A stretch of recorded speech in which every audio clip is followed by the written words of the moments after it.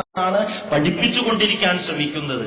കാരണം ഇന്നത്തെ മുതലാളിത്തത്തിനും കമ്പോളത്തിനും ആവശ്യം അതാണ്. ഇതൊന്നും നേരെയാവില്ല എന്ന് പറഞ്ഞു ഉറപ്പിച്ചാൽ മാത്രമേ ഇന്നത്തെ മാതിരി നെറികെട്ട രീതിയിലുള്ള മനുഷ്യനും തമ്മിലുള്ള വ്യത്യാസവും അരാജകത്വവും പടർന്നുകൊണ്ടിരിക്കുകയുള്ളൂ. അപ്പൊ ഇന്ന് വിശ്വാസം എന്നുള്ളത്, ആത്മീയത എന്നത്, യഥാർത്ഥ മതവിശ്വാസം എന്നുള്ളത് ഒരു ജീവശ്വാസം വരെ സൂക്ഷിക്കേണ്ടതായി മാറിയിരിക്കുന്നു ഒരു വിശ്വാസിക്ക്. അപ്പൊ മതത്തെ വെടക്കുന്ന എല്ലാ കാര്യങ്ങളും ഇന്നത്തെ പദാർത്ഥവാദവും മുതലാളി ചെയ്യുന്നത് തനിക്കാക്കി വെടക്കാക്കുക എന്നതാണ്.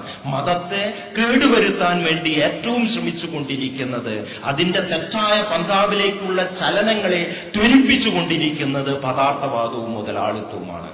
ഈ ഒരു സന്ദിഗ്ധമായിട്ടുള്ള ഒരവസ്ഥയിൽ പ്രബോധനത്തിന് നേരത്തെ പറഞ്ഞ മാതിരി നടന്നു വന്നതിനേക്കാൾ വലിയ വഴികൾ താണ്ടാനിരിക്കുന്നുണ്ട് എന്നതാണ് എനിക്ക് പറയാനുള്ളത്. നേരത്തെ പറഞ്ഞ പോലെ ഇസ്ലാം എന്ന് പറഞ്ഞാൽ മുസ്ലിങ്ങളുടെ മാത്രമല്ല എന്ന് പറഞ്ഞ പോലെ തന്നെ ഈ പ്രബോധനം എല്ലാ മതത്തിലുള്ള ആളുകളെയും അഭിസംബോധന ചെയ്യുന്നതായി മാറിക്കൊണ്ടിരിക്കണമെന്നാണ്.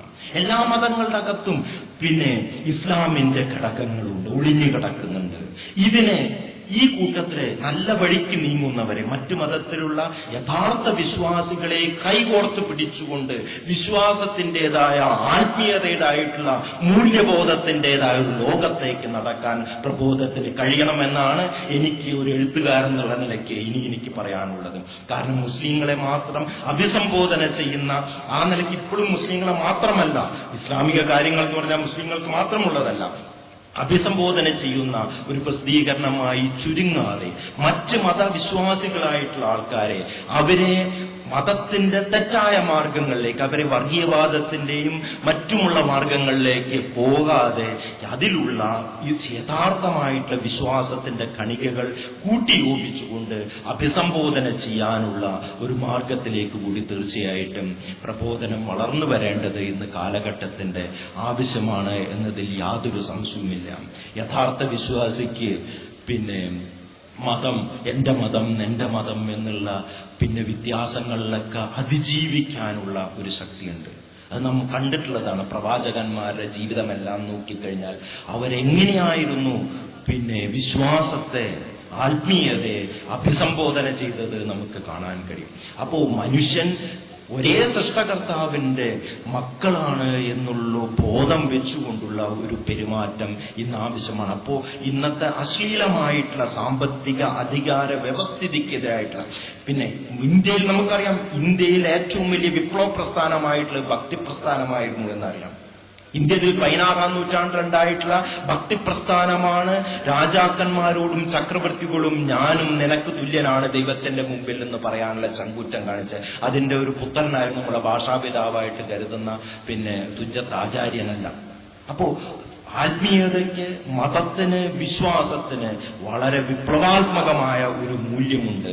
അത് ഉയർത്തിപ്പിടിക്കാൻ എല്ലാ വിശ്വാസികളെയും, എല്ലാ മതത്തിലുള്ള യഥാർത്ഥ വിശ്വാസികളെയും ഇസ്ലാമിന്റെ നാമത്തിൽ, കാരണം അടിസ്ഥാനപരമായിട്ട് എല്ലാ വിശ്വാസവും ഇസ്ലാമാണ് എന്ന് വിശ്വസിക്കുന്ന സമയത്ത് നാമത്തിൽ കൂട്ടിയിണക്കാനും മുന്നോട്ട് കേവലമായിട്ടുള്ള പദാർത്ഥവാദത്തിനും ആർത്തിയുടെയും ഉപഭോഗത്തിൻ്റെതുമായിട്ടുള്ള ഒരു ലോകത്തിനെതിരെ ഉയർന്നു പോകാൻ, കൈകോർത്ത് പിടിക്കാൻ പ്രബോധനത്തിന് സാധിക്കട്ടെ എന്ന് ഞാൻ പ്രാർത്ഥിക്കുന്നു, ആശംസിക്കുന്നു. ആ സാധിക്കുമെന്ന ഉറപ്പോടുകൂടി സർവശക്തനെ പ്രാർത്ഥിച്ചുകൊണ്ട് ഞാൻ വാക്കുകൾ അവസാനിപ്പിക്കുന്നു. നന്ദി, നമസ്കാരം.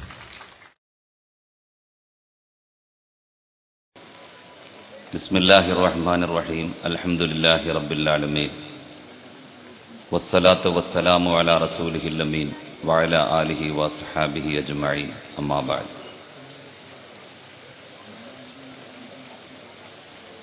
ഈ പ്രൗഢവും ഹൃദ്യവുമായ ചടങ്ങിന്റെ അധ്യക്ഷത വഹിക്കുന്ന ജമാഅത്തെ ഇസ്ലാമിയുടെ കേരള സംസ്ഥാന അമീർ ജനാബ് ടി ആരിഫ് അലി സാഹിബ് അവറുകളെ, വേദിയിൽ സന്നിഹിതരായിരിക്കുന്ന പ്രഗത്ഭരും പ്രശസ്തരുമായ വ്യക്തികളെ, പ്രിയപ്പെട്ട സഹോദരി സഹോദരന്മാരെ, സുഹൃത്തുക്കളെ, ജഗന്നിയന്താവായ നാഥന്റെ അപാരമായ അനുഗ്രഹം നമ്മുടെ മേൽ സദാ വർഷിക്കുമാറാകട്ടെ എന്ന് ഞാൻ ആദ്യമായി പ്രാർത്ഥിക്കുകയാണ്. പ്രബോധനം അതിൻ്റെ ദൗത്യ നിർവഹണ പാതയിൽ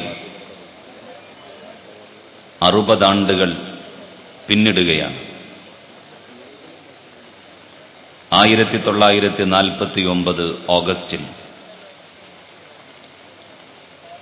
വളാഞ്ചേരിക്കടുത്ത ഈ എടയൂരിൽ വെച്ചാണ് പ്രബോധനം പ്രസിദ്ധീകരിക്കപ്പെടുന്നത്. അവിടെ നിന്നാരംഭിച്ച ആദർശ പ്രചരണ പ്രബോധന ഗോതയിലെ പ്രയാസങ്ങളെയും ബുദ്ധിമുട്ടുകളെയും തരണം ചെയ്തുകൊണ്ട് 60 വർഷങ്ങൾ പിന്നിട്ട് തിരിഞ്ഞു നോക്കുമ്പോൾ വല്ലാത്ത ആത്മനിർവൃതിയായിരിക്കും പ്രബോധനത്തിന്റെ സംഘാടകർക്കും പിന്നിൽ പ്രവർത്തിച്ചവർക്കും വായനക്കാർക്കും എല്ലാം ഉണ്ടാവുക എന്നാണ് എന്റെ വിനീതമായ ഒരു നിരീക്ഷണം. അറബി ചുവയില്ലാത്ത, അറബി മലയാളത്തിലല്ലാത്ത ഒരു ഇസ്ലാമിക പ്രസിദ്ധീകരണം ആരംഭിക്കുന്നതിലെ അതിസാഹസികതയെക്കുറിച്ച് ചിന്തിക്കുകയും ആലോചിക്കുകയും ചെയ്തിരുന്ന ഒരു കാലത്താണ് പ്രബോധനം എന്ന മലയാള വാക്ക് പ്രസിദ്ധീകരണത്തിന്റെ നാമമായി സ്വീകരിച്ചുകൊണ്ട് ശുദ്ധമായ മലയാളത്തിൽ പ്രബോധനം പ്രസിദ്ധീകരണം ആരംഭിച്ചത്. രണ്ടാം ലോക മഹായുദ്ധത്തിന് ശേഷം ലോകത്തിന്റെ വിവിധ ദിക്കുകളിൽ നവോത്ഥാന പരിഷ്കരണ സംരംഭങ്ങൾ ശക്തിപ്പെട്ടു വന്നു. ആ അനുരണനങ്ങളിൽ നിന്ന് വേറിട്ട് നിൽക്കാൻ മലയാള മണ്ണിനും സാധിച്ചില്ല. 1940-കൾക്ക് ശേഷം കേരളത്തിൽ ആധുനികമായിട്ടുള്ള കാഴ്ചപ്പാടിൽ ഇസ്ലാമിനെ നോക്കിക്കാണുകയും നിരീക്ഷിക്കുകയും ആ നിരീക്ഷണത്തിന്റെ ഫലം ജനങ്ങളോട് പങ്കുവെക്കുകയും ചെയ്യുന്ന ചെറിയ ചെറിയ സംഘങ്ങളുടെ ഉത്ഭവം നമുക്ക് കാണുവാൻ വേണ്ടി സാധിക്കും. അത്തരം ഒരു ചെറിയ സംഘത്തിന്റെ ഉദ്യമത്തിന്റെ പരിശ്രമത്തിന്റെ സാക്ഷാത്കാരം ഒരു പ്രസിദ്ധീകരണത്തിന്റെ ആരംഭത്തിലൂടെ കുറിക്കപ്പെടുകയായിരുന്നു. പ്രബോധനം അതിന്റെ വഴിത്താരയിൽ പ്രതിബന്ധങ്ങളും ബുദ്ധിമുട്ടുകളും ഒരുപാട് തരണം ചെയ്തിട്ടുണ്ട്. ലോക ഇസ്ലാമിക പണ്ഡിതന്മാരെ സംബന്ധിച്ചും ആധുനികമായ കാഴ്ചപ്പാടുകളിൽ ഇസ്ലാമിനെ എങ്ങനെയാണ് അവതരിപ്പിക്കേണ്ടത് എന്നുള്ളതിനെ സംബന്ധിച്ചും കേരളീയ സമൂഹത്തിന് വ്യക്തമായ ഒരു അവബോധം പ്രബോധനം പ്രദാനം ചെയ്യുകയുണ്ടായി. പാരമ്പര്യേതരമായ മാർഗങ്ങളിൽ നിന്നും ശീലങ്ങളിൽ നിന്നും മുക്തമായി ഒരു പുതിയ വഴി പ്രബോധന ദൗത്യത്തിന്റെ വീഥിയിൽ സജ്ജമാക്കിയെടുക്കേണ്ടതുണ്ട് എന്ന് പ്രബോധനത്തിന്റെ പിന്നിൽ പ്രവർത്തിച്ചവർ ആഗ്രഹിച്ചു. ആ ആഗ്രഹത്തിന്റെ ആവിഷ്കാരമായിരുന്നു പ്രബോധനത്തിൽ പ്രസിദ്ധീകൃതമായ ഓരോ ലേഖനവും.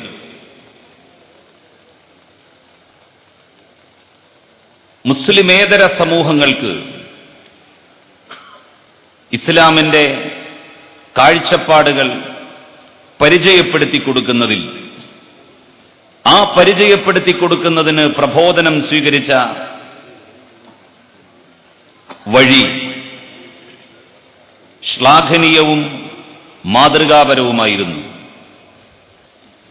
അതുകൊണ്ട് തന്നെയാവണം നിലവിൽ കേരളത്തിൽ പ്രവർത്തിക്കുന്ന ഇസ്ലാമിക പ്രസ്ഥാനങ്ങളിൽ മുസ്ലിമേതര സമൂഹങ്ങളിൽപ്പെടുന്ന പ്രഗത്ഭരും പ്രശസ്തരുമായിട്ടുള്ള നിരവധി പേർക്ക് ജമാഅത്തെ ഇസ്ലാമിയുമായി കൂടുതൽ അടുപ്പവും ബന്ധവും ഉണ്ടാകാൻ ഇടയാക്കിയ കാരണം പ്രബോധനമാണ് ഇസ്ലാമിനെ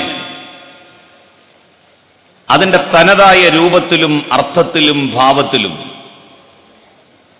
മലയാളിക്ക് പരിചയപ്പെടുത്തി കൊടുത്തത് എന്ന് പറഞ്ഞാൽ അതിശയോക്തി കലർന്ന ഒരു പ്രസ്താവന ആവില്ല. അത് ഒരു യാഥാർത്ഥ്യമാകും. അത് 1975 ജൂലൈ മാസത്തിൽ അടിയന്തരാവസ്ഥ പ്രഖ്യാപനത്തെ തുടർന്ന് സീൽ വെക്കപ്പെട്ട പ്രബോധനം ഏതാണ്ട് 2 വർഷക്കാലം പ്രസിദ്ധീകരിച്ചില്ല. 1977 ഏപ്രിൽ മാസത്തിൽ വീണ്ടും അത് പുനഃപ്രസിദ്ധീകരണം ആരംഭിച്ചു. ആദർശ സമര പോരാട്ടത്തിന്റെ വീതിയിൽ ഒരു ഇസ്ലാമിക പ്രസിദ്ധീകരണത്തിന് കേരളത്തിൽ നിരോധനത്തെ നേരിടേണ്ടി വന്നിട്ടുണ്ടാവുക പ്രബോധനത്തിന് മാത്രമായിരിക്കും എന്നാണ് എനിക്ക് തോന്നുന്നത്. എന്തുകൊണ്ടാണ് രാഷ്ട്രീയ പാർട്ടികൾ നിരോധിക്കപ്പെട്ട കാലത്ത് രാഷ്ട്രീയമായ പ്രസിദ്ധീകരണങ്ങൾക്ക് സീൽ വെക്കപ്പെട്ട കാലത്ത് പ്രബോധനം സീൽ വെക്കപ്പെട്ടത്? അധികാരികൾ ആഗ്രഹിക്കുന്നത് പോലെ മതത്തെ, ഇസ്ലാമിനെ അതിന്റെ പരിമിതമായ അർത്ഥത്തിനുള്ളിൽ നിന്നുകൊണ്ട് പരിചയപ്പെടുത്തുവാൻ പ്രബോധനം തയ്യാറായിരുന്നില്ല എന്നുള്ളതിന്റെ ഏറ്റവും വലിയ സാക്ഷ്യപത്രം അടിയന്തരാവസ്ഥക്കാലത്ത് പ്രബോധനം നിരോധിക്കപ്പെട്ടു എന്നുള്ളത് തന്നെയാണ്. ഇസ്ലാമിന്റെ സാമ്പത്തിക ശാസ്ത്രം,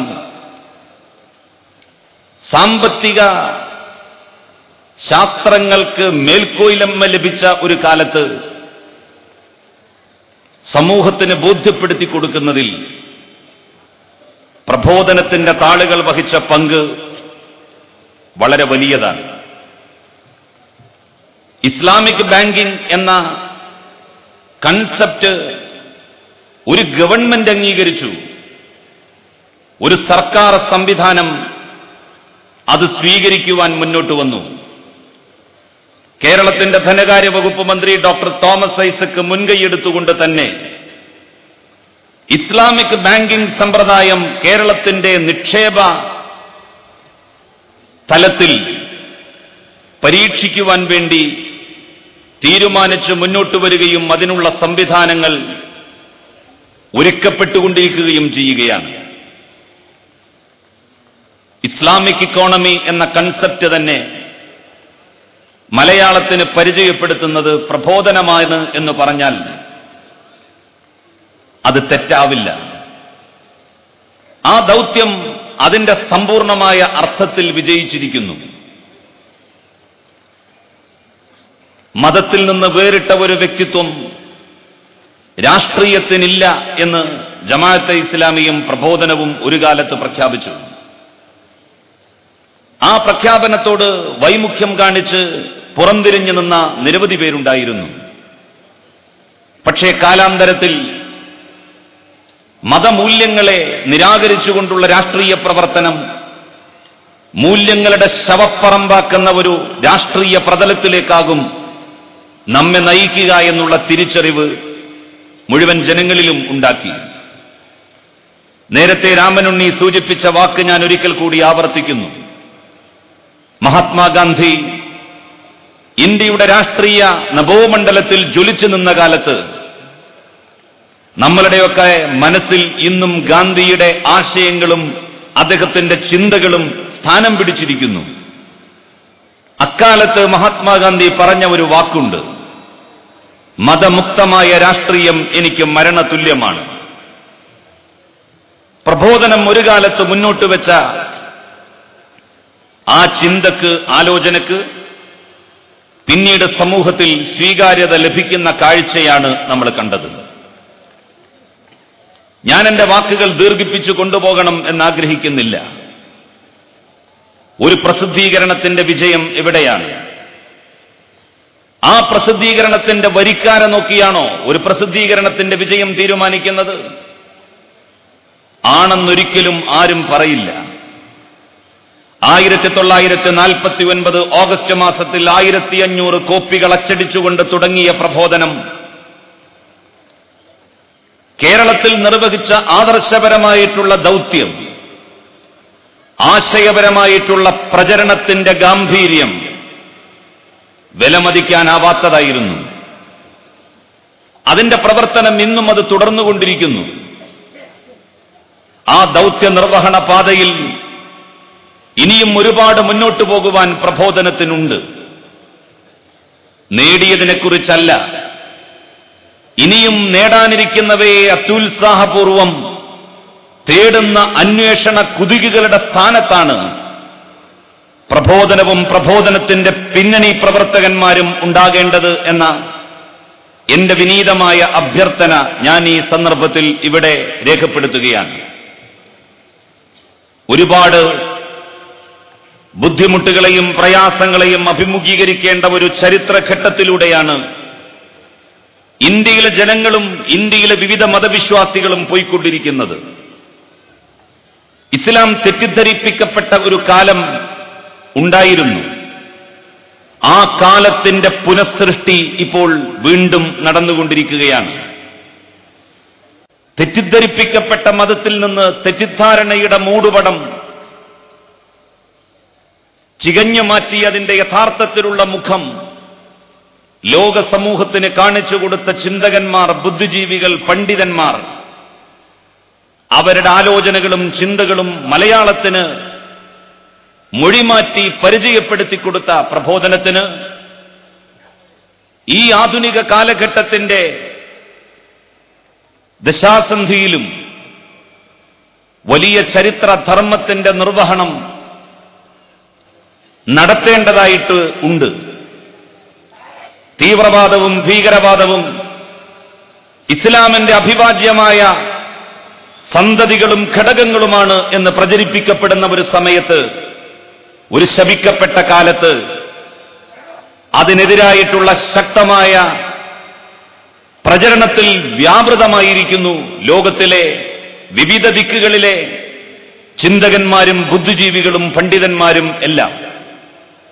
ആ വഴിയിൽ പ്രബോധനം അടിയുറച്ച നിലപാട് സ്വീകരിക്കുന്നു എന്നുള്ളത് കഴിഞ്ഞ 60 വർഷത്തിനുള്ളിൽ കെട്ടിലും മട്ടിലും ഭാവത്തിലും പ്രബോധനത്തിന് മാറ്റമുണ്ടായി എന്നുള്ളത് ശരിയാണെങ്കിലും ആദർശ പോരാട്ടത്തിന്റെ വഴിയിലും ആശയപ്രചരണത്തിന്റെ വീഥിയിലും 949 ഓഗസ്റ്റിൽ ആദ്യത്തെ ലക്കം പ്രസിദ്ധീകരിക്കുമ്പോൾ എവിടെയായിരുന്നോ പ്രബോധനവും പ്രബോധനത്തിന്റെ പിന്നണിയിൽ പ്രവർത്തിച്ചവരും ഉണ്ടായിരുന്നത്, അവിടെ നിന്ന് ഒരണി വ്യത്യാസം പോലും, ഒരു കടുകുമണി വ്യത്യാസം പോലും ഉണ്ടായിട്ടില്ല പ്രബോധനത്തിന് എന്ന് വ്യക്തമാക്കുന്നതാണ്.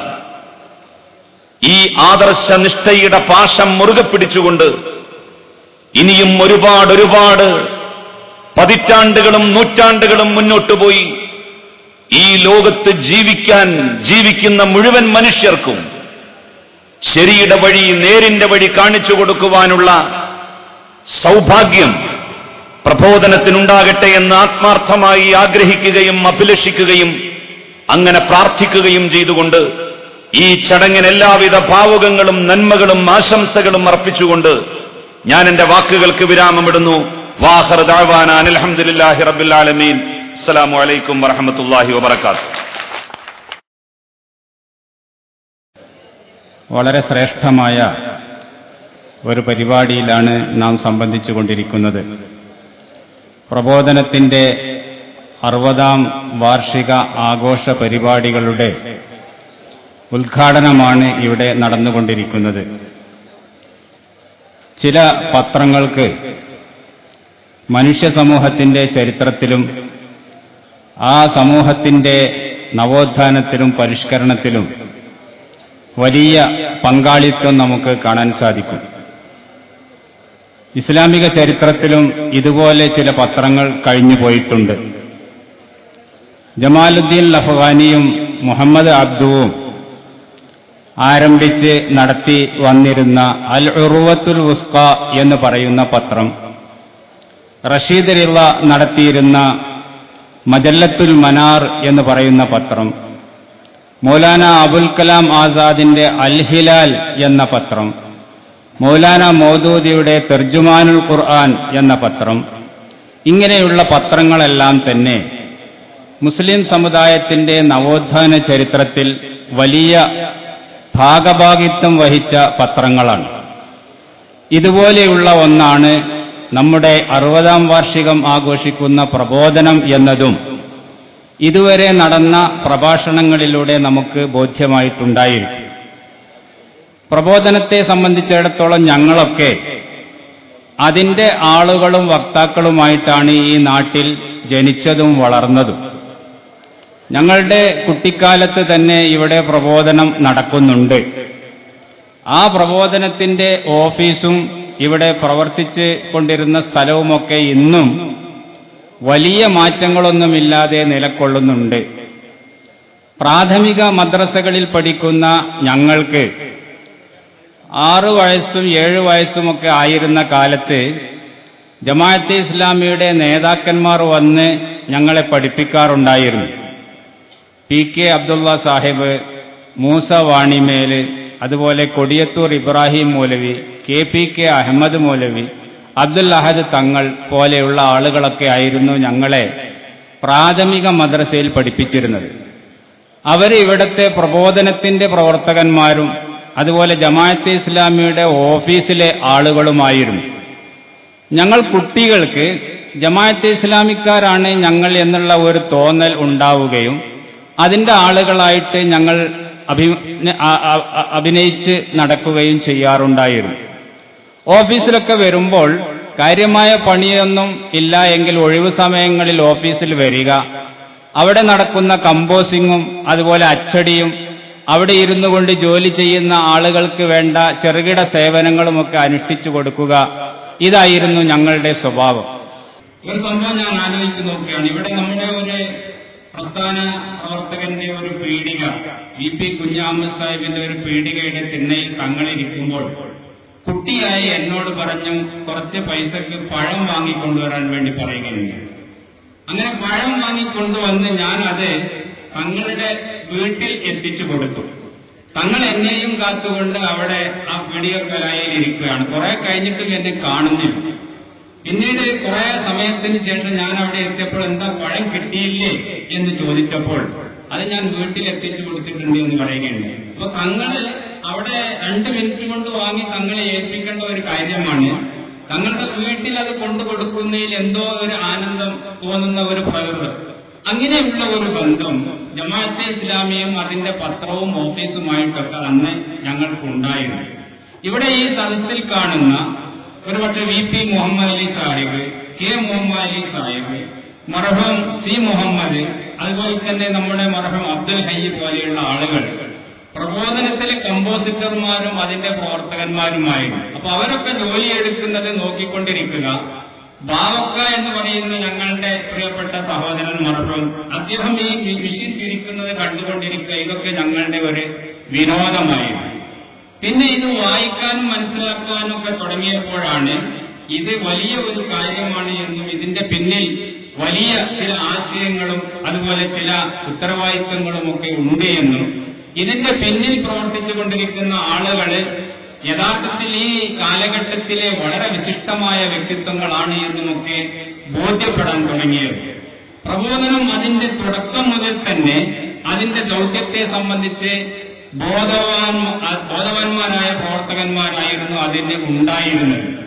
ആ ദൗത്യം എന്താണ് എന്ന് അതിന്റെ ആദ്യത്തെ ലക്കത്തിൽ തന്നെ പറയുന്നുണ്ട്. ആ പറയുന്ന പ്രസ്താവനയിൽ നമുക്ക് പ്രബോധനത്തിന്റെ ശില്പികളുടെ വിനയവും അതുപോലെ എന്തൊരു കർമ്മരീതിയായിരിക്കും, നയപരിപാടികളായിരിക്കും അത് സ്വീകരിക്കുക എന്നുള്ളതും വ്യക്തമായി ബോധ്യപ്പെടുന്നതാണ്. 1949 ആഗസ്റ്റ് 1 ഇറങ്ങിയ പ്രബോധനത്തിന്റെ ആദ്യ ലക്കത്തിൽ പ്രസ്താവന എന്ന് പറഞ്ഞുകൊണ്ട് ഒരു ശീർഷകത്തിൽ ഒരു ലേഖനം നമുക്ക് കാണാം. അതതിന്റെ എഡിറ്റോറിയലാണ്. അത് പറയുന്നുണ്ട്, കേവലം അജ്ഞരും അശക്തരുമായ ഞങ്ങൾ സർവശക്തനും സർവജ്ഞനുമായ അള്ളാഹുവിൽ മാത്രം ബലമേൽപ്പിച്ചുകൊണ്ട് പത്രലോകത്തേക്ക് കാലെടുത്തു വെക്കുന്നു. അത് അതിന്റെ ശില്പികളുടെ വിനയമാണ്. ഞങ്ങൾക്ക് ഒന്നും അറിഞ്ഞുകൂടാ, പക്ഷെ ഒരു ദൗത്യം നിർവഹിക്കാനുണ്ട്, അതിന് ഇറങ്ങുകയല്ലാതെ ഗത്യന്തരമില്ല എന്ന് സങ്കല്പിച്ചുകൊണ്ടുള്ള ഒരു ഇറക്കം. പക്ഷേ അതിനുശേഷം പറയുന്ന വാക്കുകൾ നമ്മൾ സാധാരണ ആലങ്കാരിക ഭാഷയിൽ പറഞ്ഞാൽ തങ്കലിപികളിൽ എഴുതി വെക്കേണ്ടതാണ്. അത് പറയുന്നു, നിലവിലിരിക്കുന്ന ഏതെങ്കിലും ഒരു കക്ഷിയെ എതിർക്കുക എന്നത് ഞങ്ങളുടെ ഉദ്ദേശമല്ല. മനുഷ്യരിൽ ഞങ്ങൾക്ക് ശത്രുക്കളായി ആരും തന്നെയില്ല. എല്ലാ സമുദായക്കാരെയും വർഗക്കാരെയും സഹോദരങ്ങളായിട്ടാണ് ഞങ്ങൾ വീക്ഷിക്കുന്നത്. സത്യം അതെവിടെയാണെങ്കിലും ഏത് സമുദായത്തിന്റെയോ വർഗത്തിന്റെയോ കൈവശമാണെങ്കിലും ഞങ്ങളുടെ മിത്രമാണ്. അസത്യം അത് ഞങ്ങളിൽ തന്നെയാണെങ്കിലും ഞങ്ങളുടെ ശത്രുവാണ്. ഇത് അതിന്റെ തുടക്കം മുതലേ പ്രബോധനം മുറുകെ പിടിച്ച അതിന്റെ പോളിസിയായിരുന്നു, അതിന്റെ നയനിലപാടായിരുന്നു എന്ന് നമുക്ക് മനസ്സിലാക്കാൻ സാധിക്കും. പ്രബോധനം മാസികയുടെ 60ാം വാർഷികാഘോഷത്തിൽ പങ്കെടുക്കാനും കുറച്ച് സമയം നിങ്ങളോടൊത്ത് ഇവിടെ ചെലവഴിക്കാനും കഴിഞ്ഞതിൽ എനിക്ക് വളരെ വളരെ സന്തോഷമുണ്ട്. എടയൂർ പ്രദേശവും പ്രബോധനവും തമ്മിലുള്ള ബന്ധം ഞാൻ പറയാതെ തന്നെ നിങ്ങൾക്കെല്ലാം വളരെ വിശദമായി അറിയുന്നതുകൊണ്ട് ആ ഭാഗത്തേക്ക് ഞാൻ കടക്കുന്നില്ല. ഇവിടെ എനിക്ക് മുമ്പ് പ്രസംഗിച്ച നമ്മുടെ പ്രിയപ്പെട്ട പ്രാസംഗികൻ പറഞ്ഞതുപോലെ 1949 ആഗസ്റ്റ് മാസം 1 പ്രബോധനത്തിന്റെ ആദ്യ ലക്കം പുറത്തിറങ്ങിയ ആ സമയം പ്രസ്താവന എന്ന പേരിൽ മുഖപ്രസംഗം ഏകദേശം ഒരു 10-12 പേജോളമുള്ള മുഖപ്രസംഗം അച്ചടിച്ചു വന്നു എന്നാണ് ഞാൻ മനസ്സിലാക്കുന്നത്. അതിന്റെ കോപ്പി ഞാൻ അടുത്ത കാലത്ത് കാണുകയുണ്ടായി. അതിൽ 4ാമത്തെ പേജിലാണ് ഇപ്പൊ ഇവിടെ വായിച്ചാൽ ഇപ്പൊ ഇവിടെ സൂചിപ്പിച്ച പ്രസ്താവനയുള്ളത്. അതായത് ഈ പ്രബോധനം എന്ന മാസിക മറ്റുള്ള ഒരു സമുദായത്തിനോ ഒരു വർഗത്തിനോ ഒരു ജാതിക്കോ എതിരായിട്ടുള്ള ഒരു പുസ്തകമല്ല, അല്ലെങ്കിൽ അതിനുള്ളൊരു മാസികയല്ല. അതിന്റെ കാര്യകാരണങ്ങളൊക്കെ ഇവിടെ വളരെ വലിയ രീതിയിൽ അതിനെ വിശദീകരിച്ചു. എന്തുകൊണ്ടാണ് ഈ പത്രം ഇതേപോലുള്ള തുടങ്ങാനുള്ള കാരണം എന്നതിൽ വളരെ വ്യക്തമായിട്ട് പറഞ്ഞിട്ടുണ്ട്, പ്രതിപാദിച്ചിട്ടുണ്ട്. സ്വാഭാവികമായിട്ടും അതാണ് അതിന്റെ ഒരു ഉദ്ദേശശുദ്ധി എന്നുള്ള നിലയിൽ പ്രബോധനത്തിന് ഒരു വശത്തു നിന്നും എതിരുണ്ടാവാൻ വഴിയില്ല. പക്ഷെ സംഗതി മറിച്ചാണ് സംഭവിച്ചത്. ധാരാളം ആൾക്കാർ അതിനെതിരെ നിന്നു. സ്വന്തം സമുദായത്തിൽ നിന്ന് തന്നെ പല പ്രാവശ്യം പല ആൾക്കാർ അതിനെതിരെ നിന്നു. മറ്റുള്ള പ്രബോധനം കാണാത്ത ആൾക്കാർ അല്ലെങ്കിൽ വായിക്കാത്ത ആൾക്കാർ അത് വളരെ മോശമായിട്ടൊരു പ്രസിദ്ധീകരണം അന്ന് ആ കാലത്ത് പ്രചരിപ്പിച്ചു. എന്നിരുന്നാലും അതിന്റെ പിന്നിൽ പ്രവർത്തിച്ച ആൾക്കാരുടെ ഒരു ഐക്യദാർഢ്യം, അവരുടെ ഒരു മനസ്സിന്റെ ഉറപ്പ്, അല്ലെങ്കിൽ ചങ്കുറപ്പ്, അല്ലെങ്കിൽ നിശ്ചയദാർഢ്യം കൊണ്ടാണ് പ്രബോധനം എന്ന പത്രം അല്ലെങ്കിൽ പ്രബോധനം എന്ന മാസിക അല്ലെങ്കിൽ ആ ഒരു പ്രസ്ഥാനം ഇത്രയും വളരെ വലിയൊരു രീതിയിലേക്ക് ഉയർത്താൻ കഴിഞ്ഞത്. ആദ്യത്തെ കാലഘട്ടങ്ങളിലൊക്കെ വളരെ കഷ്ടത അനുഭവിച്ചുകൊണ്ട് പത്രം തിരൂരിൽ നിന്നും, ഇവിടെ ആൾക്കാർ സംസാരിച്ചിട്ടുണ്ടാവും, റിപ്പീറ്റേഷൻ ആയതുകൊണ്ട് ക്ഷമിക്കണം, തിരൂരിൽ നിന്നും അച്ചടിച്ച് ഇവിടെയുള്ള ഒരു നിസ്കാരപ്പള്ളിയിൽ കൊണ്ടുവന്ന് അത് പാക്ക് ചെയ്യാനും അത് കടലാസ് എഴുതാനും അഡ്രസ് എഴുതാനും മറ്റുള്ള ആൾക്കാർക്ക് എത്തിച്ചു കൊടുക്കാനും ധാരാളം ആൾക്കാർ സന്നദ്ധ സേവകരായി ഇവിടെ നിന്നിരുന്നു എന്നുള്ളത് നമ്മളൊക്കെ ഇരുത്തി ചിന്തിപ്പിക്കുന്ന സംഗതിയാണ്. അതുകൊണ്ട് തന്നെയാണ് ഈ പത്രവും ഇത്രയധികം വളരെ വിശാലമായ രീതിയിൽ അന്ന് പിന്നെ ജനങ്ങളിലേക്ക് എത്തിച്ചേരാൻ അതിന് കഴിഞ്ഞത്. ഞാനൊരു പ്രബോധനം സ്ഥിര വായനക്കാരനല്ല. കുറച്ചു കാലമായി എനിക്ക് ഒരു വരി സംഖ്യ എന്നുള്ള നിലയിൽ ഞാൻ അടച്ചതിന്റെ പേരിൽ എനിക്ക് കുറച്ചു കാലം കിട്ടിയിരുന്നു. പക്ഷെ ഞാൻ ആദ്യമായിട്ട് പ്രബോധനം പത്രം കാണുന്നത് 1975കളിലാണ്. അതിന് മുമ്പ് കണ്ടിട്ടുണ്ടാകും, പക്ഷെ സീരിയസ് ആയിട്ട് കാണുന്നത് 1975 അടിയന്തരാവസ്ഥ വന്നു. ജമാഅത്തിന്റെ കുറേയധികം പ്രവർത്തകരെ അറസ്റ്റ് ചെയ്തു. പ്രബോധനം പത്രവും മറ്റുള്ള പ്രസിദ്ധീകരണങ്ങളൊക്കെ നിർത്തിവെച്ചു. ആ കാലഘട്ടങ്ങളിൽ പ്രബോധനം പത്രത്തിന്റെ കുറച്ച് പഴയ ലക്കങ്ങളും ജമാഅത്തെ ഇസ്ലാമിയുടെ കുറച്ച് പ്രസിദ്ധീകരണങ്ങളും ഒരു ജമാഅത്ത് പ്രവർത്തകനെയും കുറച്ച് ദിവസം സംരക്ഷിക്കാനുള്ള ഒരു ചുമതല എനിക്കുണ്ടായി. അപ്പൊ ഞാൻ വളരെ പേടിച്ചാണ് പ്രബോധനം എന്നുള്ള മാസിക ഞാൻ തുറന്നത്. എന്തൊക്കെയാണ് അതിൽ എഴുതിയിട്ടുള്ളത്, ഇത് അത് ശരിക്കും വായിക്കണം എന്നുള്ള നിലയിൽ അന്നാണ് ഞാനത് കാര്യമായിട്ട് വായിച്ചത്. വളരെ കെട്ടുറപ്പുള്ള, എന്താണ് ഉദ്ദേശിക്കുന്നതെന്ന് വളരെ വ്യക്തമായിട്ട് അതിൽ പ്രതിപാദിക്കുന്ന ഒരു മാസികയായിട്ടാണ് എനിക്കതിനെ കാണാൻ കഴിഞ്ഞിട്ടുള്ളത്. അത് ഇനിയും വളരെ നല്ല നിലയിലേക്ക്, നമ്മളൊക്കെ കാണാറുണ്ടല്ലോ നമ്മൾ ടെലിവിഷനിൽ പരസ്യം, ഈ ഒനിഡ ടിവിയുടെ നെയ്ബേഴ്സ് എൻവി ഓണേഴ്സ് പ്രൈഡ് എന്നുള്ള നിലയിൽ, അതായത് മറ്റുള്ള ആൾക്കാർക്ക് അസൂയ തോന്നുന്ന രീതിയിൽ അതിന്റെ സ്വന്തം ആൾക്കാർക്ക് അതിനോടുള്ള ആ ഒരു അഭിമാനം, ഇത് സ്വന്തമായിട്ടുള്ളൊരു പ്രസിദ്ധീകരണമാണെന്നുള്ളൊരു അഭിമാനം അത് കാത്തു സൂക്ഷിക്കുന്ന രീതിയിൽ അതിന്റെ പ്രവർത്തനം മുന്നോട്ട് കൊണ്ടുപോട്ടെ എന്ന് തന്നെ ആശിക്കുക. അതേപോലെ തന്നെ ഈ വേദിയിൽ മഹാന്മാരായ കുറെ ആൾക്കാരുണ്ട്, ഇതിന്റെ പിന്നിൽ പ്രവർത്തിക്കുന്ന, ഇപ്പോൾ തന്നെ നിയന്ത്രിക്കുന്ന കുറേയധികം ആൾക്കാരുണ്ട്. എനിക്ക് അവരോടൊരു അഭ്യർത്ഥനയുള്ളത്, ബാക്കിയുള്ള കാലത്ത് ചിന്തിക്കാൻ വേണ്ടിയിട്ടുള്ളതാണ്. ഇന്ന് പത്രങ്ങളും അതുപോലെ തന്നെ നമ്മുടെ മാസികകൾക്കൊക്കെ വളരെ വലിയ സ്ഥാനമുണ്ട് എങ്കിലും ഇന്നത്തെ ജനങ്ങളിലേക്ക് കൂടുതൽ നല്ല നിലയിൽ എത്തിക്കാൻ കഴിയുന്നത് നമുക്ക് ദൃശ്യമാധ്യമങ്ങളാണ്.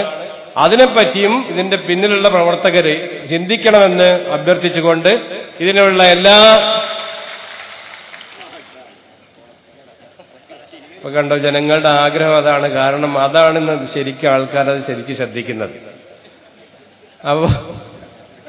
അപ്പൊ അതിനുവേണ്ടി എല്ലാ ആൾക്കാരും പരിശ്രമിക്കണം. അതിന് എളിയവനായ എന്റെ സഹായം എന്തെങ്കിലും ആവശ്യമുണ്ടെങ്കിൽ അതും ഉണ്ടാകുമെന്ന് ഉറപ്പ് നൽകിക്കൊണ്ട് ഞാൻ എന്റെ വാക്കുകളൊക്കെ സംവരിക്കുന്നു. അസ്സലാമു അലൈക്കും. ഈ സദസ്സിൽ പങ്കെടുത്തുകൊണ്ടിരിക്കുന്ന പഴയകാല പ്രവർത്തകർ ഒരുപാട് പേരുണ്ട്.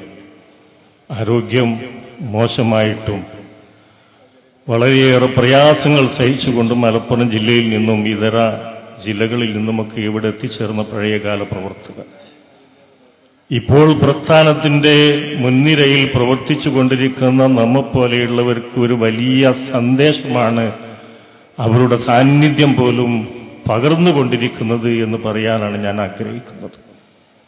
ഒരു കാലത്ത് ഈ പ്രസ്ഥാനത്തിന്റെ നേതൃത്വവും അണികളും ഉൾപ്പെടെ എന്തെന്ത് ത്യാഗങ്ങൾ സഹിച്ചുകൊണ്ട് നെഞ്ചിലേറ്റി വളർത്തിയെടുത്ത പ്രസ്ഥാനവും പ്രസിദ്ധീകരണവുമാണിതെന്ന് നമുക്ക് ബോധ്യപ്പെടുത്തി തരുന്ന ഹൃദ്യമായ കാഴ്ചകളാണ്.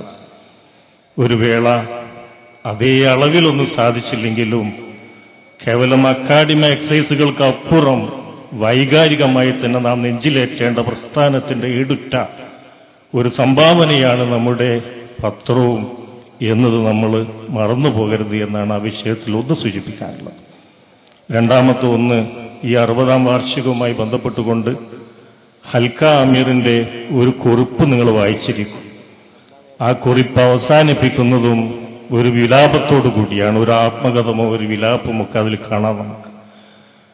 കേരളത്തിലുടനീളം മേഖലാ കൺവെൻഷനുകളിലോ മറ്റോ അമീറും മറ്റു നേതാക്കന്മാരൊക്കെ സഞ്ചരിച്ചു കൊണ്ടിരുന്നപ്പോൾ അതിൽ വന്ന സംശയങ്ങളും അന്വേഷണങ്ങളും ഒക്കെ കേട്ടപ്പോൾ അമീറിന് തോന്നിപ്പോയി, പ്രബോധനം വാരികയെങ്കിലും ഒന്ന് മാനം മര്യാദയ്ക്ക് പ്രവർത്തകർ മുഴുവനായി വായിച്ചിരുന്നെങ്കിൽ എന്ന് അമീർ അതിൽ സൂചിപ്പിക്കുന്നുണ്ട്. വർത്തമാന കാലത്തിന്റെ ചർച്ചകൾക്ക് തൂലികകൾ കൊണ്ട് മറുപടി പറയുന്ന, ഇടപെടുന്ന തരത്തിൽ 60 ആണ്ട് പരമ്പര പൂർത്തീകരിച്ച ഏക ഇസ്ലാമിക പ്രസിദ്ധീകരണമാണ് പ്രബോധനം എന്നത് അതിന്റെ ശ്രദ്ധേയമായ പ്രത്യേകമായ മറ്റ് ഇസ്ലാമിക പ്രസിദ്ധീകരണങ്ങളിൽ നിന്നും വേറിട്ട് നിൽക്കുന്ന ഒരനുഭവം തന്നെയാണ്. കാലിക മലയാള ഭാഷയിൽ ഇസ്ലാമിന്റെ അക്ഷരമാധുര്യം ചാർത്തിക്കൊണ്ട് ഹൃത്തടങ്ങളിൽ നമ്മുടെയൊക്കെ മനസ്സുകളിൽ അത് നേടിയ ഒരു സ്ഥാനം, അതാണ് പ്രബോധനത്തിന്റെ പ്രത്യേകത. വൈജ്ഞാനിക വിപ്ലവങ്ങളെയും സമകാലിക പ്രശ്നങ്ങളെയും തനതായ കെട്ടിലും മട്ടിലും ഉൾച്ചേർത്തുകൊണ്ട് അതതിന്റെ ദൗത്യം നിർവഹിച്ചുകൊണ്ടിരിക്കുന്നു. ഇന്നാകട്ടെ നമുക്കിടയിൽ വളരെ സുപരിചിതമായിക്കൊണ്ട് ഒരു കാലത്ത് 1000 കോപ്പികൾ കൊണ്ട് തുടങ്ങിയെങ്കിൽ ഇന്ന് കേരളക്കരയിലും കേരളത്തിന് പുറത്തുമായിക്കൊണ്ട് പ്രബോധനത്തിന്റെ വായനക്കാരുടെ എണ്ണം അധികരിച്ചുകൊണ്ടേയിരിക്കുന്നു. കർമ്മശാസ്ത്ര ചർച്ചകൾക്കപ്പുറം നിന്നുകൊണ്ട് ദേശീയ അന്തർദേശീയ പ്രശ്നങ്ങൾ വരെ പ്രബോധനം വിശകലനം ചെയ്യപ്പെടുന്നു എന്നതാണ് പ്രബോധനത്തിന്റെ മറ്റൊരു പ്രത്യേകതയായി നമുക്ക് എടുത്തു പറയാവുന്നത്. തിന്മയുടെയും അന്ധവിശ്വാസങ്ങളുടെയും അൽക്കാമിർ സൂചിപ്പിച്ച രൂപത്തിൽ ജാഹിലിയത്തിന്റെ കോട്ടകൊത്തളങ്ങളെ മുഴുവൻ തികഞ്ഞു മാറ്റിക്കൊണ്ട് നേരിന്റെ കൈത്തിരിയായി അതിനെ നന്മയെ വരികളിലൂടെ താളുകളിലാക്കി അതിന്റെ അണിയറ ശില്പികൾ തന്നെ അതിനെ സ്വന്തം ചുമലിലേറ്റി നാടുനീളെ പ്രബോധന കെട്ടുകളുമായി മൈലുകൾ താണ്ടി നടന്ന പാരമ്പര്യമാണ് പ്രബോധനത്തിലുള്ളതെന്ന് നമുക്ക് മുൻകാല ചരിത്രങ്ങളിൽ നിന്നും നമ്മൾ അയവിറക്കിക്കൊണ്ടിരിക്കുന്നു. അങ്ങനെയുള്ള പ്രബോധനത്തെ നെഞ്ചേറ്റു വാങ്ങിക്കൊണ്ട് അതിന്റെ വാർഷിക പരിപാടികളിൽ ഈ ഒരു വർഷം നീണ്ടു നിൽക്കുന്ന വാർഷിക പരിപാടികളിൽ മുഴുവനും വായനക്കാരും പങ്കാളികളായിക്കൊണ്ട് അതിന്റെ പ്രചരണത്തിനും അതിന്റെ വ്യാപനത്തിനും ഇതുവരെ ഉണ്ടായിരുന്ന സ്തുത്യർഹമായ സേവനം അതിനേക്കാൾ ഉപരിയായിക്കൊണ്ട് ഈനുള്ള കാലയളവിലും അതിന്റെ ഓരോ വാർഷികങ്ങൾ കടന്നു വരുമ്പോഴും തുടർന്നും ഉണ്ടാകണമെന്ന് അതിനോടുള്ള അമിതമായ സ്നേഹത്തിലും അതിനോടുള്ള വിധേയത്വത്തിലും ഞാൻ ഒന്നുകൂടി ഓർമ്മപ്പെടുത്തുകയാണ്. നമുക്കറിയാം, ഇന്ന് ലോകത്ത് നടത്തുന്ന ഇസ്ലാമിക ചലനങ്ങളെയും പോരാട്ടങ്ങളെയും സാധാരണക്കാരായ വായനക്കാർക്ക് പ്രബോധനത്തിൽ നിന്ന് ഇസ്ലാമികമായ തനതായ ശൈലിയിൽ ഉൾക്കൊള്ളാൻ സാധിക്കുന്നു എന്നുള്ളതും ശ്രദ്ധേയമാണ്. പഠനാർഹമായ വരികളിലൂടെ ചർച്ചകളിലൂടെ വനിതകളുടെ ഉന്നമനത്തിനു വേണ്ടി പ്രബോധനം നടത്തിയ ധീരമായ ചുവടുവെപ്പുകൾ വനിതാ പ്രവർത്തകർക്ക് അതല്ലെങ്കിൽ സ്ത്രീകളുടെ ഉന്നമനത്തിന് ഇന്നും കേരളക്കരയിൽ വേറിട്ട് നിൽക്കുന്ന ഒന്നാണ്. ഇന്നത്തെ കാലഘട്ടത്തിൽ സ്ത്രീ സമൂഹം നേരിടുന്ന സ്ത്രീയുടെ അസ്തിത്വത്തിന് ചുവടിറക്കും പ്രായം മുമ്പേ ഒരുപാട് പ്രശ്നങ്ങൾക്ക് ഇരയാക്കപ്പെടുന്ന പെൺകുട്ടികളെ സ്ത്രീയുടെ അസ്തിത്വത്തെ സ്വത്വത്തെ സൈദ്ധാന്തികമായും മനുഷ്യാവകാശമായും ചർച്ച ചെയ്യപ്പെടുന്ന കൊണ്ടിരിക്കുമ്പോൾ വനിതാ മാസികകൾക്കപ്പുറം നിന്നുകൊണ്ട് ഇസ്ലാമിനെ പ്രതിനിധീകരിച്ചുകൊണ്ട് മുഖ്യധാരയിൽ ഇസ്ലാമിനെ പ്രതികരിക്കുന്ന പുതിയ ഇടപെടലുകൾ രൂപപ്പെടുത്താൻ പ്രബോധനത്തിന് തുടർന്നുള്ള കാലഘട്ടങ്ങളും കഴിയട്ടെ എന്ന് ആശംസിക്കുന്നു. ഈ വേദിയിൽ ഏറ്റവും പിന്നിൽ തങ്ങളുടെ അടുത്ത് ഇരിക്കുന്നുണ്ട് പി കുട്ടിയാലി സാഹിബ്. ജമാഅത്തിന്റെ ആദ്യകാല ജമാഅത്തിന്റെ രൂപീകരണത്തിന് മുമ്പ് ഹാജി സാഹിബ് രൂപീകരിച്ച ജമാഅത്തിന്റെ തുടക്കമായ ജമാഅത്തുൽ മുസ്തർഷിദീനിൽ പേരെഴുതിയിട്ടുള്ള ആദ്യത്തെ പേര് പി കുട്ടിയാലി സാഹിബിൻ്റെതായിരുന്നു എന്ന് തങ്ങൾ അനുസ്മരിക്കുന്നു. ആ ജമാഅത്തുൽ മുസ്തർഷിദീനിൽ ഉണ്ടായിരുന്ന പഴയകാല പ്രവർത്തകന്മാരിൽ ഇനി ബാക്കിയുള്ള ഒരേ ഒരു അംഗം പി കുട്ടിയാലി സാഹിബാണ്. അദ്ദേഹം ഇവിടെ വേദിയിലിരിക്കുന്നുണ്ട്. സാധാരണക്കാരനും ഇപ്പോൾ ചെകിടൊന്നും കേൾക്കാതെ എന്നാൽ വളരെ ഊർജ്ജസ്വലതയോടുകൂടി വാരാന്തയോഗങ്ങളെ സംബന്ധിച്ച് ഓർമ്മയുണ്ടാകുമ്പോൾ വരുന്ന കുട്ടിയാലി സാഹിബ്, അവരെ പോലെയുള്ള സാധാരണക്കാരായ ആളുകൾ പടുത്തുയർത്തിയ ഒരു പ്രസ്ഥാനത്തിന്റെ മുഖപത്രത്തിന്റെ 60ാം വാർഷികം ആഘോഷിക്കുമ്പോൾ നമ്മുടെ പഴയ ആളുകൾക്ക്, ഈ സദസ്സിൽ തന്നെ സന്നിഹിതരായിട്ടുള്ള നമ്മുടെ പഴയ പ്രവർത്തകന്മാർക്ക് എന്തെന്ത് വികാരങ്ങളാണ് അവരുടെ മനസ്സുകളിലൂടെ കടന്നുപോകുന്നത് എന്ന് വാക്കുകൾ കൊണ്ട് വിശദീകരിക്കാൻ കഴിയുന്ന ഒരു സംഗതിയല്ല. എങ്കിലും ആ ചരിത്രത്തിന്റെ ആവർത്തനം നടന്നുകൊണ്ടിരിക്കുകയാണ്. അള്ളാഹുവിന്റെ പ്രവാചകന്മാർ നിർവഹിച്ച ആ മഹത്തായ ദൗത്യത്തിന്റെ തുടർച്ച പിൽക്കാലത്ത് വന്ന അതിന്റെ അനുയായികൾ ഏറ്റെടുത്ത് ഭംഗിയായി നിർവഹിച്ചുകൊണ്ടിരിക്കുന്നതിന്റെ ഏറ്റവും നല്ല ഒരു മാതൃകയാണ് അള്ളാഹുവിന്റെ ഈ പ്രസ്ഥാനം, അള്ളാഹുവിന്റെ അനുഗ്രഹമായിട്ടുള്ള നമ്മുടെ പ്രസ്ഥാനവും ആ പ്രസ്ഥാനത്തിന്റെ ജിഹ്വയായിട്ടുള്ള പ്രബോധനവും. പുതിയ തലമുറയോട് പറയുവാനുള്ളത്, നമ്മുടെ ചരിത്രം നാം അറിയേണ്ടതുണ്ട്, നമ്മുടെ പ്രസ്ഥാനത്തെ നമ്മൾ പഠിക്കേണ്ടതുണ്ട്. മുൻഗാമികളായ ആളുകൾ ജമാഅത്തിന്റെ പഴയ ആളുകൾ നമ്മളോടൊക്കെ ഓരോ കാര്യങ്ങൾ പറയുമ്പോൾ ചിലപ്പോൾ നമുക്ക് അരോചകമായിട്ട് തോന്നും. പക്ഷെ ആദ്യകാലത്ത് എന്തൊരാർജവത്തോടു കൂടി ആയിരിക്കും അവരത് ഏറ്റെടുത്ത് നടപ്പാക്കിയത് എന്ന് നമുക്ക് ഊഹിക്കാവുന്നതേയുള്ളൂ. സൗകര്യങ്ങളില്ലാത്ത, അംഗീകാരമില്ലാത്ത, സമൂഹത്തിൽ നിന്നും പണ്ഡിതന്മാരിൽ നിന്നും പുരോഹിതന്മാരിൽ നിന്നും നൂറുകൂട്ടം എതിർപ്പിന്റെ കൂരമ്പുകൾ വന്നുകൊണ്ടിരിക്കുന്ന, ഒറ്റപ്പെടുത്തലിന്റെ തീവ്രമായിട്ടുള്ള ആ മാനസിക വികാരങ്ങളെയൊക്കെ അതിജീവിച്ചുകൊണ്ട് അള്ളാഹുവിന്റെ ദീനിന്റെ മാർഗത്തിൽ ഉയർത്തെഴുന്നേറ്റ പ്രസ്ഥാനത്തെ നിർമ്മിക്കുവാനും വളർത്തുവാനും അവരെത്ര കഷ്ടപ്പെട്ടിട്ടുണ്ടായിരിക്കുമെന്ന് ഒരു നിമിഷം നാം ആലോചിക്കണമെന്ന് മാത്രമാണ് ഈ സമയത്ത് പറയുന്നത്.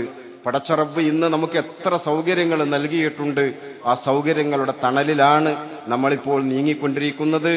ഇസ്ലാമിന്റെ തനതായിട്ടുള്ള ശൈലിയിൽ ഈ കാലഘട്ടത്തിൽ ധർമ്മം നിർവഹിച്ചുകൊണ്ടിരിക്കുന്ന പ്രബോധനം, ആ പ്രബോധനത്തെ നെഞ്ചിലേറ്റിക്കൊണ്ട് തലമുറകൾക്ക് കൈമാറിക്കൊണ്ട് മുന്നോട്ട് പോകാൻ നമുക്ക് സാധിക്കേണ്ടതുണ്ട്. അല്ലാഹു സുബ്ഹാനഹു വ തആല അതിന് തൗഫീക്ക് നൽകുമാറാകട്ടെ. ഈ സംരംഭത്തിന് എല്ലാ നിലക്കുള്ള ആശംസകളും നേർന്നുകൊണ്ട് നമ്മുടെ മുൻകാല പ്രവർത്തകന്മാർ, അള്ളാഹുവിലേക്ക് യാത്ര പോയിട്ടുള്ള നമ്മുടെ നേതാക്കന്മാർ, പടച്ചറബ്ബ് അവരെ അവന്റെ ജന്നാത്തുൽ ഫിർദൗസിൽ പ്രവേശിപ്പിച്ച് അനുഗ്രഹിക്കുമാറാകട്ടെ എന്ന് പ്രാർത്ഥിച്ചുകൊണ്ട്, അവരോടൊപ്പം നമ്മളെയും പടച്ചറബ്ബ് അനുഗ്രഹിക്കട്ടെ എന്ന് പ്രാർത്ഥിച്ചുകൊണ്ട് എന്റെ വാക്കുകൾ ഉപസംഹരിക്കുന്നു. അസ്സലാമു അലൈക്കും. നേരത്തെ ബഹുമാന്യനായ MLA മഞ്ഞളാംകുഴി അലി നിങ്ങളുടെ എല്ലാവരുടെയും മനസ്സിലുള്ള ഒരാഗ്രഹമാണ് ഇവിടെ പ്രകാശിപ്പിച്ചിട്ടുള്ളത്.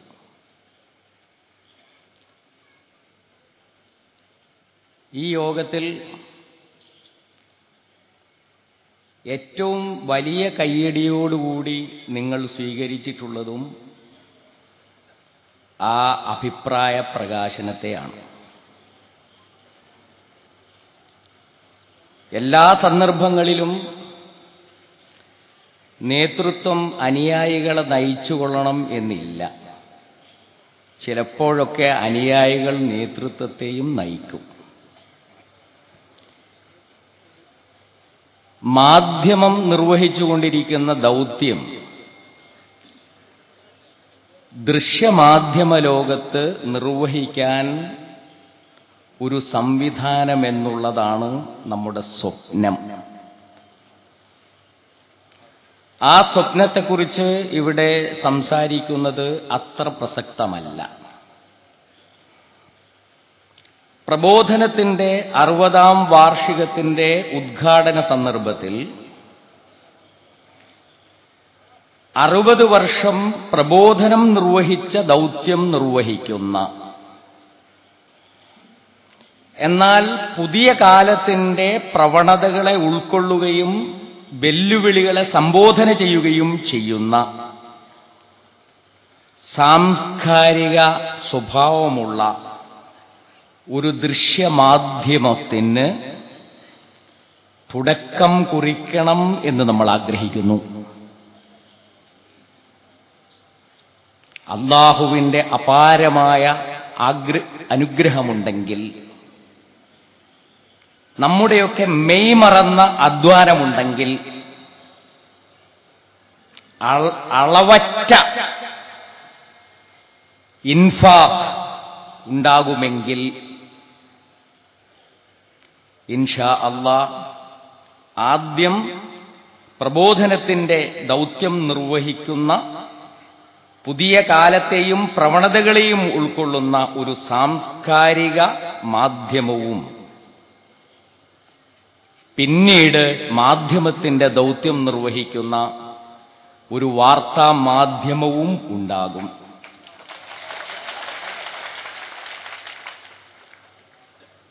നമ്മുടെ എല്ലാവരുടെയും ആഗ്രഹമാണ്.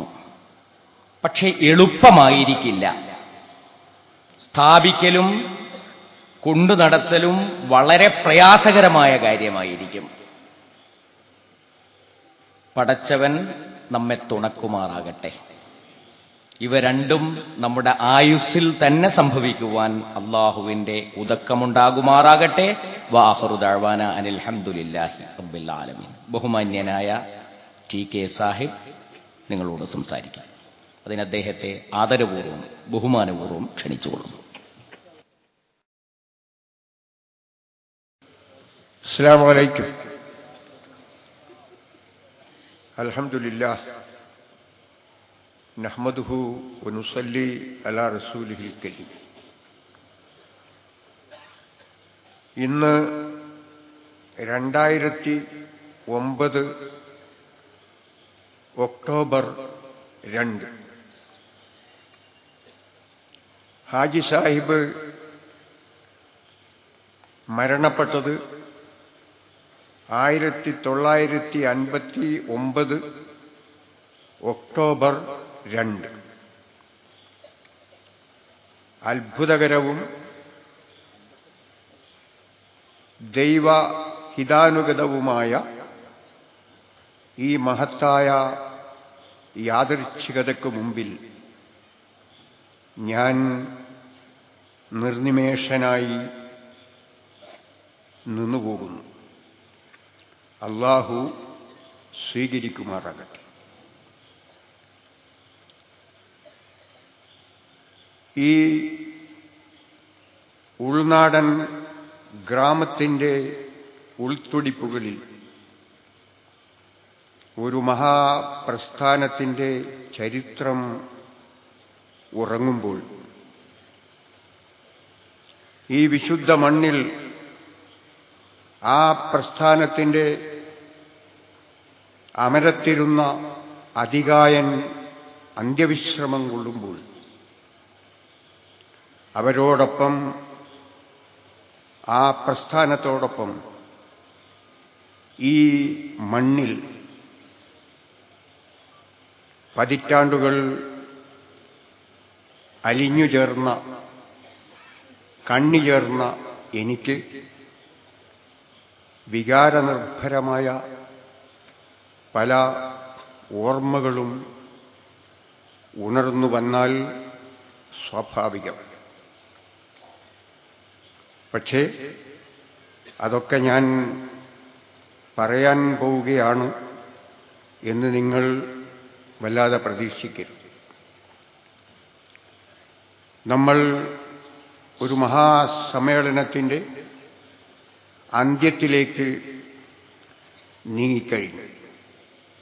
ഇപ്പോൾ ഫലിതം പറയാൻ പാടുണ്ടായിരുന്നെങ്കിൽ മുഖ്യപ്രഭാഷണത്തിൻ്റെ അർത്ഥം അന്ത്യപ്രഭാഷണമാണെന്നോ അന്ത്യപ്രണാമം ആണെന്നോ ഞാൻ പറയുമായിരുന്നു.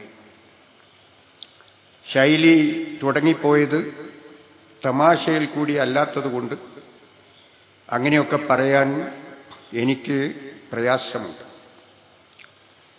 ഇവിടെ നേരത്തെ ഞാൻ ദൂരെ നിന്ന് കേട്ട അമീർ അവറുകളുടെ പ്രഭാഷണത്തിൽ എൻ്റെ ഉജ്ജ്വലമായ വരാൻ പോകുന്ന പ്രസംഗത്തെക്കുറിച്ചുള്ള പരസ്യനീതി പുലർത്തുന്നതാണ് എന്ന നിലയിൽ അഭിനന്ദനാർഹമാണ്. പക്ഷേ ആ ഞാനല്ല ഈ ഞാൻ എന്ന് അമീറിന് അറിയാത്തതല്ല. പ്രബോധനത്തിൻ്റെ ആദ്യഘട്ടത്തിൽ ഇത്തരം പരസ്യങ്ങൾ പ്രസിദ്ധീകരിക്കുമായിരുന്നില്ല. മാധ്യമത്തിൽ ആവാം എന്നാണ് അമീർ അവറുകൾ പറയുന്നത്. ഞാനും യോജിക്കാം. കാരണം അത് നടക്കണമല്ലോ. എന്താണ്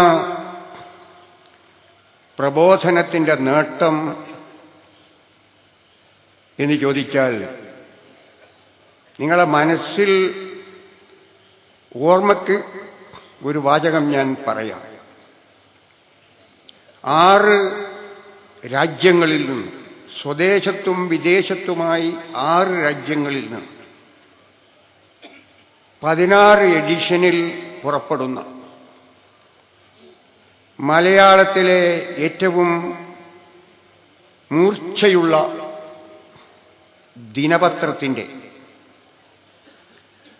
ദേശീയ എഡിറ്ററും ഗൾഫ് മാധ്യമം എഡിറ്ററും അബ്ദുറഹിമാനും ഹംസ അബ്ബാസും ജേർണലിസം പഠിച്ചത് ഈ പ്രബോധനത്തിൽ നിന്നാണ്. അലി മഞ്ഞളാങ്കുളി എനിക്ക് മാത്രമേ നിങ്ങൾ കൈയടിക്കുകയുള്ളൂ എങ്കിൽ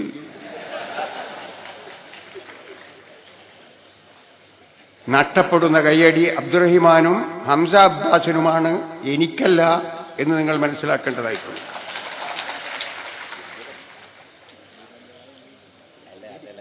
ഇതാണ് പ്രബോധനത്തിന്റെ കാണപ്പെടുന്ന ഒരു നേട്ടം. ആരാണ് പ്രബോധനം നടത്തിയവർ എന്ന് ചോദിച്ചാൽ ഹാജി സാഹിബിനും KC അബ്ദുള്ള മൗലവിക്കും ശേഷം 3-ാം തരത്തിൽ പഠിച്ച T മുഹമ്മദ് സാഹിബും 5-ൽ പഠിച്ച TK അബ്ദുള്ളയുമാണ് ദീർഘകാലം പ്രബോധനത്തിന്റെ എഡിറ്ററും സഹപത്രാധിപരും ആയിട്ടുള്ളത്. ഇങ്ങനെയൊക്കെയുള്ള മഹാത്ഭുത യാദൃച്ഛികതകൾ നമ്മുടെ സമൂഹത്തിലും പ്രസ്ഥാനത്തിലും ഒത്തുവരുമ്പോൾ ഇനിയൊരു സാംസ്കാരിക മാധ്യമം എന്നൊക്കെ അമീർ പറഞ്ഞാൽ ഞാനൊക്കെ അള്ളാഹുവിന്റെ ഖദറിൽ ഒന്നുകൂടി വിശ്വസിച്ചു പോകും. അല്ലാതെ കാര്യകാരണ ബന്ധങ്ങളിൽ അതൊന്നും എടുത്തു പറയാവുന്നതല്ല. പക്ഷെ പ്രബോധനം നടന്നത് കാര്യകാരണ ബന്ധങ്ങൾക്കതീതമായിട്ടാണെന്ന് അനുഭവത്തിൽ കൂടി എനിക്ക് പറയുവാൻ കഴിയും. നമുക്ക് അല്പമങ്ങോട്ട് പോകാം. തുടങ്ങുന്നത് പേരിൽ നിന്ന് തന്നെ ആവട്ടെ.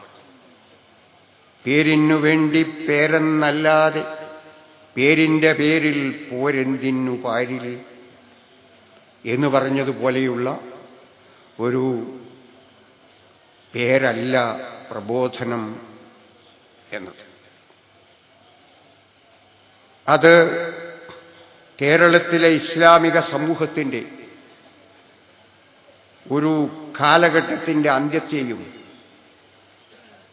നവോത്ഥാനപരമായ മറ്റൊരു പുതുയുഗത്തിന്റെ പിറവിയെയും അടയാളപ്പെടുത്തുന്ന മധ്യരേഖയാണ്. കപ്പപ്പാട്ട്, കുപ്പിപ്പാട്ട്, അക്ബർ സദക്ക, ബദറുൽ മുനീർ, ഹുസ്നുൽ ജമാൽ ഈ ലോകത്തു നിന്ന് അക്ഷരമലയാളത്തിലേക്ക് മുസ്ലിം കേരളം കാലെടുത്തു വച്ചതിൻ്റെ അടയാളക്കുറിപ്പാണ് പ്രബോധനം എന്ന വാക്കെന്ന് ഇതിനേക്കാൾ നല്ല മലയായ്മയിൽ ഇവിടെ പലരും പറഞ്ഞു വച്ചിട്ടുള്ളതാണ്. പേര് തന്നെ നോക്കുക. അന്നത്തെ 1/2 ഡസൻ പത്രങ്ങളുടെ പേര് ഞാൻ ഓർമ്മിക്കാം. അൽ മുർഷിദ്, അൽ ബയാൻ, ഹിദായത്തുൽ മൂമിനീൻ, അൽ ഇസ്ലാം, കുറച്ചു കഴിഞ്ഞ് അൽ ഫാറൂഖ്, അൽ ജിഹാദ്, അല്പം വരുമ്പോൾ അൽ മനാർ, അൻസാരി. ഇത്രയും പേരുകളിൽ എവിടെയും മലയായിമില്ല. ഇതൊന്നും ഒരു തെറ്റുമല്ല, സ്വാഭാവികമാണ്. അന്നത്തെ മുസ്ലിം സമൂഹത്തിന് ഇസ്ലാമിനെക്കുറിച്ച് മലയാളത്തിൽ ചിന്തിക്കാൻ പറ്റുമായിരുന്നില്ല. അറബി മലയാളത്തിലെ വളരെ കവിഞ്ഞാൽ മനസ്സിലാക്കാൻ പറ്റുമായിരുന്നു. നിങ്ങൾ വിശ്വസിക്കേണ്ടതുണ്ട്, ഖുതുബാത്തിന്റെ ആദ്യകാലത്തെ ഒരു എഡിഷൻ പോലും അറബി മലയാളത്തിൽ പ്രസിദ്ധീകരിച്ചിരുന്നു. ഇപ്പോൾ കോപ്പി കിട്ടാൻ സാധ്യമല്ല.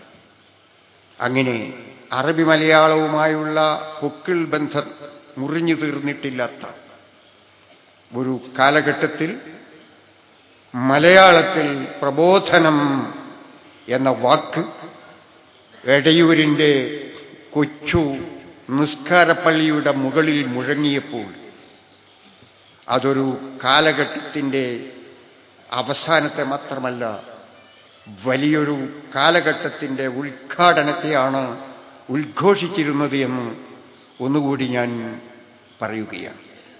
ഇത് പേരിന്റെ ഭാഷാപരമായ ഒരു വശം മാത്രമല്ല, ആശയപരമായി പ്രബോധനമെന്ന വാക്ക് അതിനു മുമ്പ് മലയാളത്തിൽ പരിചയമുള്ളതായി എനിക്ക് തോന്നുന്നില്ല. മക്തിത്തങ്ങളുടെ കാലഘട്ടത്തിൽ ഇശായത്ത് എന്ന ഒരു പത്രം എൻ്റെ വരേണ്യനായ എൻ്റെ മഹാനുഭാവനായ പണ്ഡിതനായ പിതാവ് തറക്കണ്ടി ആയഞ്ചേരി അബ്ദുറഹിമാൻ മുസ്ലിയാരുടെ സൂക്ഷിപ്പിൽ പിന്നീട് ഞാൻ കണ്ടെത്തുകയുണ്ട്. അത് മലയാള അക്ഷരത്തിൽ തന്നെയാണ്. അധികവും മക്തിത്തങ്ങൾ ക്രിസ്ത്യാനികളോട് മത്സരിച്ച ലേഖനങ്ങളാണ് അതിൽ വായിക്കുക. പക്ഷെ അതിൻ്റെയും പേര് ഇശായത്ത് എന്നായിരുന്നു. ഇങ്ങനെ ഒറ്റപ്പെട്ട ചില കേസുകൾ പോലും പൂർണ്ണമായും മലയായ്മയിലേക്ക് വന്നു കഴിഞ്ഞിരുന്നില്ല. എന്നാൽ പ്രബോധനമെന്ന വാക്ക് അർത്ഥമാക്കുന്നത് ഇസ്ലാമിൻ്റെ ഒരു വ്യാഖ്യാനത്തെയാണ്. ഇസ്ലാം അനുഷ്ഠാനമതം മാത്രമല്ല, ആചാര വിശ്വാസം മാത്രമല്ല, അത് പ്രബോധനമതവും കൂടിയാണ്. നമ്മിൽ നിന്ന് അന്യരിലേക്ക്, തലമുറകളിൽ നിന്ന് തലമുറകളിലേക്ക് പകർന്നു കൊടുക്കുന്ന പ്രബോധനപരമായ ഒരു ദീനാണ് അള്ളാഹുവിൻ്റെ ഇസ്ലാം എന്നാണ് പ്രബോധനമെന്ന വാക്ക് അർത്ഥമാക്കുന്നത്. തികച്ചും യാദൃച്ഛികമായി ഞാൻ നേരത്തെ ഹാജി സാഹിബിന്റെ മരണത്തീയതിയും ഈ സമ്മേളനത്തിന്റെ തീയതിയും തങ്ങളവர்கள் പറഞ്ഞു തന്നതിൽ നിന്ന് മനസ്സിലാക്കി പറഞ്ഞതുപോലെ ഇന്ത്യൻ ജമാഅത്തെ ഇസ്ലാമിയുടെ മുഖപത്രം ദാവത്ത് എന്ന പേരിലാണ് പ്രസിദ്ധീകരിച്ചത്. അതിനു മുമ്പ് ഇൻസാഫ് എന്ന പേരിൽ ജമാഅത്ത് അനുഭാവമുള്ള രണ്ടുപേരുടെ ഒരു പത്രമാണ് പകരമുണ്ടായിരുന്നത്. ഔദ്യോഗികമായി മുസ്ലിം സാഹിബിന്റെ മുഹമ്മദ് മുസ്ലിം സാഹിബിന്റെ പത്രാധിപത്യത്തിൽ പ്രസിദ്ധീകരിച്ച ദ്വൈവാരിക ആഴ്ചയിൽ 2 പ്രസിദ്ധീകരിക്കുന്ന നിലവിലുള്ള ദാവ പത്രം ഇതേ അർത്ഥം കുറിച്ച ദാവത്ത് എന്ന പേരിൽ തന്നെയാണ് പ്രസിദ്ധീകരിച്ചത്. അപ്പോൾ ഇസ്ലാമിന്റെ പ്രബോധന വശത്തെയാണ് ഇത് പ്രതിനിധാനം ചെയ്യുന്നത് എന്നുകൂടി നാം അർത്ഥം മനസ്സിലാക്കേണ്ടതാണ്. എൻ്റെ നാടിനടുത്ത് നല്ല വിവരമുള്ള ഷാഫി മദ്ഹബിലെ ആധികാരിക ജ്ഞാനമുള്ള ഒരു പണ്ഡിതനുണ്ടായിരുന്നു. അദ്ദേഹത്തിന്റെ മതം, വിശ്വാസം, അഭിപ്രായം ബാങ്കെത്തിയ നാട്ടിലെല്ലാം ദാവത്തെത്തി എന്നായിരുന്നു. മുസ്ലിമീങ്ങൾ പ്രത്യേകിച്ച് ദാവത്ത് ചെയ്യേണ്ടതില്ല, ബാങ്ക് കൊടുത്താൽ മതി. ബാങ്ക് കൊടുത്തത് കേട്ടാൽ അവിടെയൊക്കെ ഇസ്ലാമിന്റെ ദാവത്തെത്തി. അല്ലാഹു അക്ബർ, അല്ലാഹു അക്ബർ, ലാ ഇലാഹ ഇല്ലല്ലാഹ് എന്നൊക്കെയല്ലേ പറയുന്നത്. ഈ പറഞ്ഞത് ഒരു പണ്ഡിതൻ വെറുതാവിൽ പറഞ്ഞതല്ല, മറ്റൊരു അർത്ഥത്തിലാണ് അദ്ദേഹം അത് പറയുന്നത്. ആ അർത്ഥം നിലവില്ല എന്നത് മറ്റൊരു വസ്തുതയാണ്. ഇസ്ലാം ഒരു സമ്പൂർണ്ണ ജീവിത വ്യവസ്ഥിതിയായി ലോകത്ത്, പ്രായോഗിക ലോകത്ത് സ്ഥാപിതമായ ശേഷം എന്താണ് ഇസ്ലാം എന്ന് മനുഷ്യ സമൂഹത്തിന് കണ്ടറിയുവാനുള്ള സാഹചര്യം നിലനിന്ന് കഴിഞ്ഞാൽ പിന്നീട് ദഅവത്ത് എന്ന് പറയുന്നത് അത് മനസ്സിലാക്കുന്ന അതേ ജനതയോടുള്ള ഒരാഹ്വാനമെന്ന നിലയിൽ ദഅവത്ത് ബാങ്ക് തന്നെ കേട്ടാൽ അതവർക്കുള്ള ഒരു കാഹളനാദമാണ്. ഈ അർത്ഥത്തിൽ അദ്ദേഹം പറഞ്ഞതിൽ കുഴപ്പമില്ലെങ്കിലും പിന്നോക്കത്തിൽ പെട്ടുപോയ നമ്മുടെ മുസ്ലിം സമൂഹം പ്രബോധനം ദഅവത്ത് എന്ന അർത്ഥത്തിൽ ഒരു ഇസ്ലാമിനെ മനസ്സിലാക്കി.